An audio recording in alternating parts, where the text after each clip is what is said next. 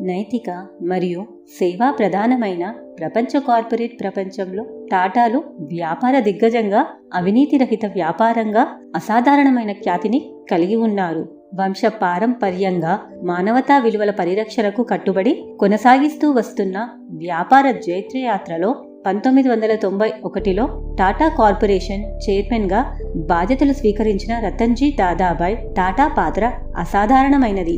నేను నా దేశాన్ని చూసి గర్విస్తున్నాను అని రతన్ ప్రకటించడం భారతీయతకు ప్రతీక.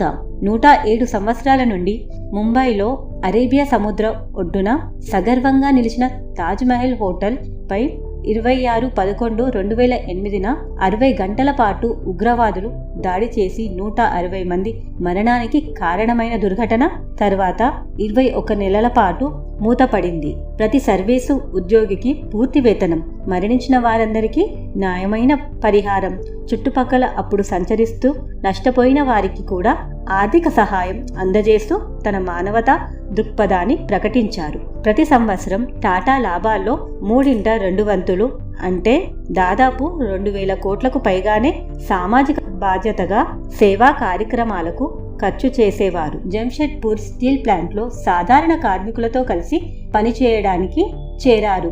సాధారణ జీవితం ప్రజా జీవితంలోకి చొచ్చుకుపోవడానికి ఇష్టపడకపోవడం ఇవన్నీ రతన్ను వర్ణిస్తాయి. మరియు 1991 నుండి తిరుగులేని విజృంభణకు కొనసాగించారు.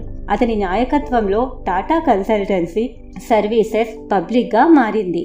టాటా మోటార్స్ న్యూయార్క్ స్టాక్ ఎక్స్చేంజ్లో జాబితా చేయబడింది మరియు 1998లో పూర్తిగా స్వదేశీ కారు టాటా ఇండికా భారతీయ రోడ్లపైకి ప్రవేశించింది.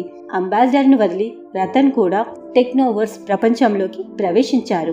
స్వయం ఉపాధి కోసం వెతుకుతున్న భారతీయ యువతకు, నిరుద్యోగులకు లైట్ కార్ల వాహనం ఎస్ వరంగా మారింది. ప్రపంచంలోనే అత్యంత చవకైన నానోని పరిచయం చేస్తూనే రతన్ విదేశీ లగ్జరీ కారు జాగ్వార్ $2.3 బిలియన్ కొనుగోలు చేసి టాటా మోటార్స్ ను భారతదేశపు అతిపెద్ద ఆటోమొబైల్ కంపెనీగా ప్రతిష్ఠించాడు రతన్.